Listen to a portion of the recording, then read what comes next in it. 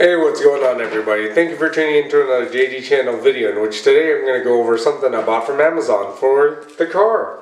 Let's see what it is. Let's open it up. Alright, so I got one of those special funnels from Amazon. Some people call this a burping funnel. They call this a Spillproof funnel. So basically when you open it up you'll see that it has different attachments. These attachments are for your specific radiator cap, and they're colored. I wanted the colored ones rather than the black ones, just easy to identify. Then it also has this to kind of plug it up when you're not pouring fluid into it. And there's also other attachments as well. So we're going to use this on the Integra to go add some coolant since I just flushed the system. And we're also going to change the thermostat, which I'm going to show you how to access it, and let's do that right now. Alright, so we're now at the Integra, which I already removed the air intake. I showed you guys how to do that in a previous video, which if you do have the strut bar, it is easier to take out the intake with the air filter. I actually drained the coolant at first and I was wondering why I heard a crunch when I dropped the jack. Funny story, my bucket survived. Jeez, look at that thing. It's not leaking at least, so still works as a bucket, but that sucks. Harbor Freight bucket. Jeez. Alright, now let's get on going for the thermostat. So here's the old thermostat I pulled out. And I'm going to compare it to the new one I got from Amazon. This is also a Gates. Should be the same. It's the part number, just in case it is right.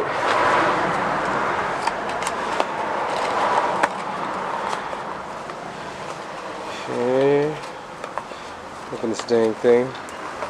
Weird style boxing. Let's open it up, and this is the thermostat. It said it had a gasket. Yeah, they lied to me. It does not come with a gasket, so I guess I'm using the old gasket, which sucks.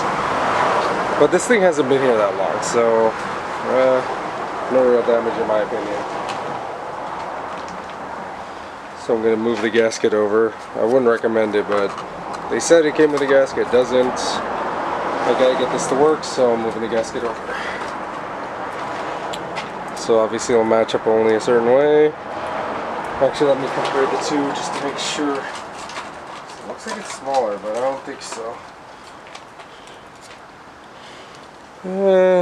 Look pretty much the same. I mean, it's a little bit different.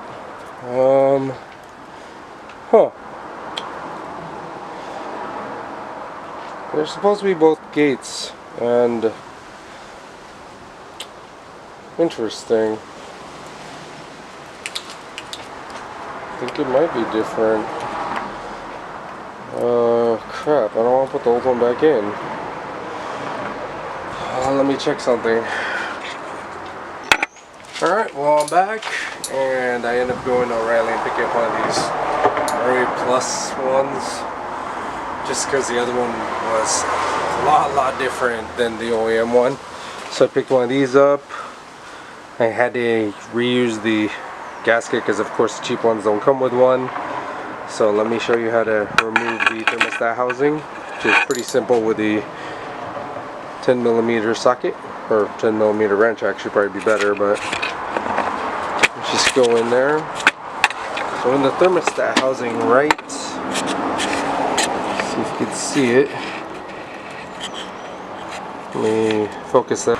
See, so on the thermostat housing there's two 10s, one on the top right here and then one towards the bottom underneath the sensor. You gotta take out this hose, which I recommend using vice grips because that thing is way on there.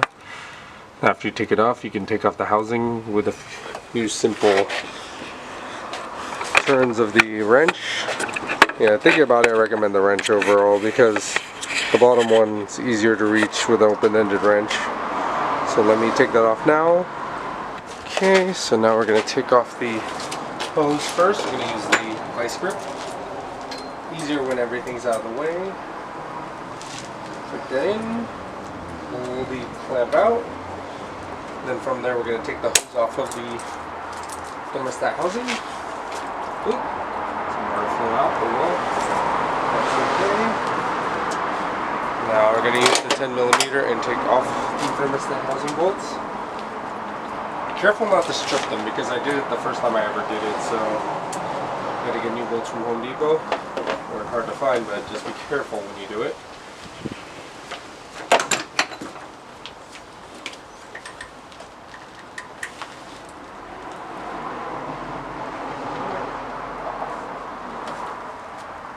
And of course the bolts aren't even all the way on.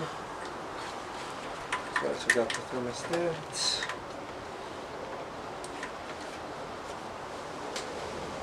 Try this again with the socket wrench. Didn't do what I thought it would. It's at a weird angle. So basically you just get the socket on and then turn it enough to that you can pull it off with your hand. Because you don't want to strip it.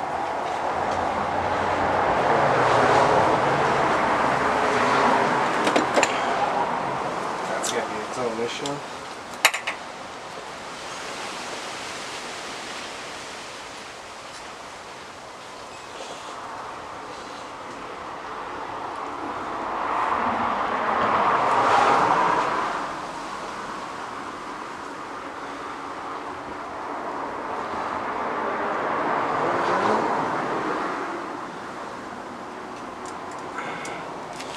Okay, take one out. So I have new bolts because I stripped it before. Get the one on the bottom. Just going to loosen it and then take it off quickly. Oh.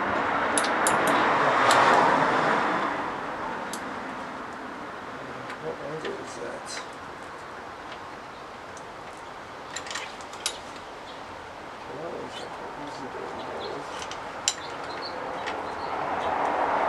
For the other one, I'm going to probably need the wrench again.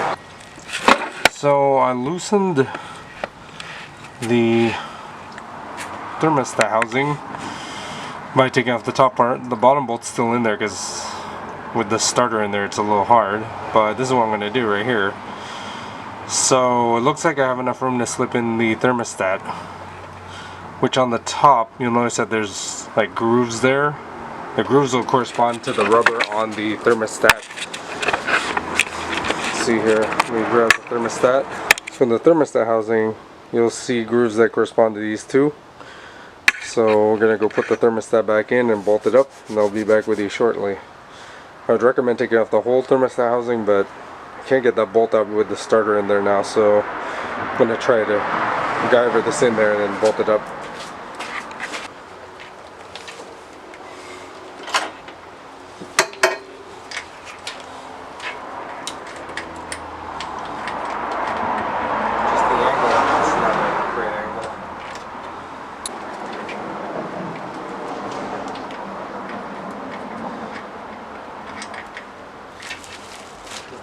Starters in the way.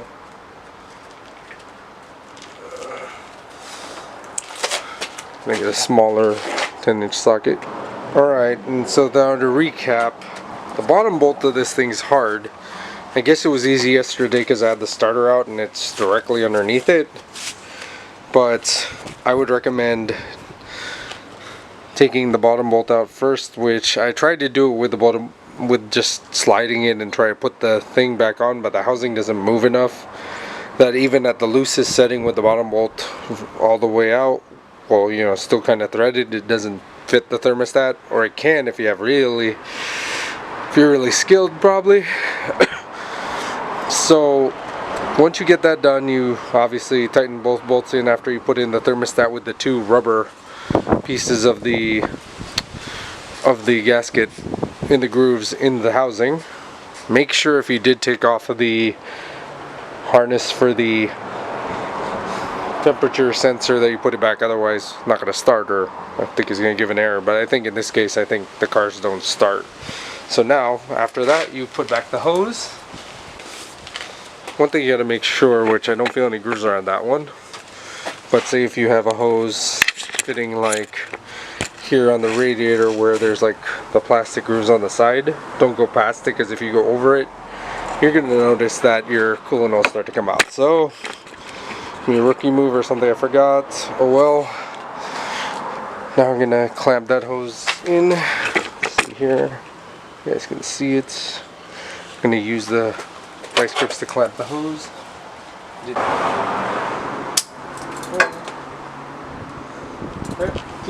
Alright, now reassemble the intake. Okay, put the intake back on. Here.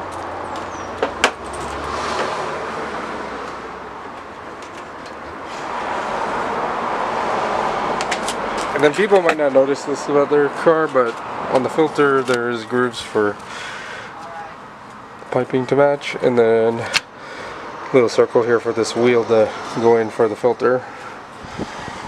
So once you get that all done, don't forget to screw in that clamp there. This one's a spring, the other side's a clamp. Forget to tighten that, and then we'll add coolant, start it up. Alright, with the radiator cap off, you take the funnel and you find which one is the right adapter. I believe it's the blue one based on the way it looks. Let's see if this fits. Should just screw on if it's the right one. Try this again. Blue one. Plunge in. Cap on.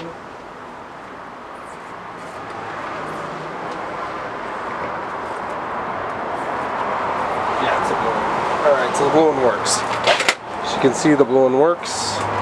Make sure it's tight on there so we can start pouring coolant and water and everything that goes in.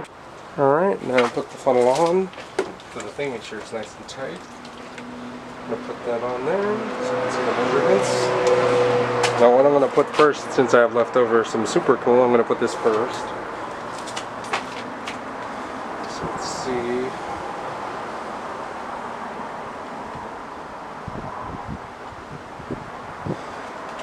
We're going to add this first into the system. See, as you can tell, it's not spilling out. So finally throw away this bottle. Then we're going to take the coolant and fill it in. Alright, now we add the coolant. Just fill it up before we start it, and then we're going to add it as needed.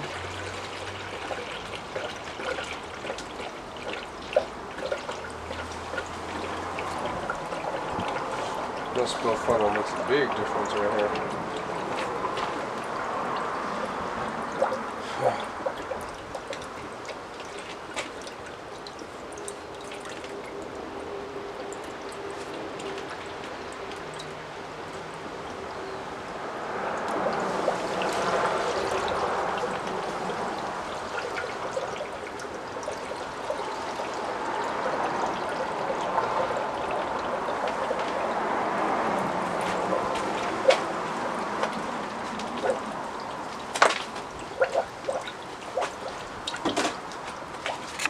And here's something some people don't know.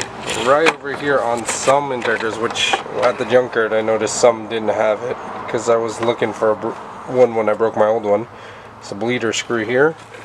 You can turn it on when it's at operating temperature and use a 12 to loosen it up and let the air out of the system. Let's go start it up and add coolant as needed. Put the battery on.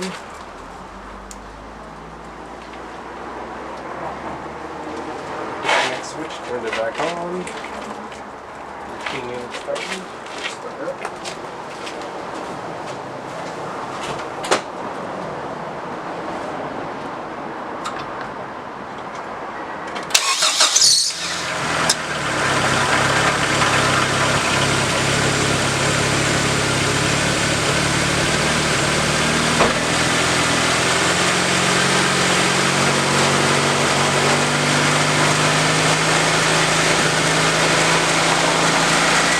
So suck the coolant, add more.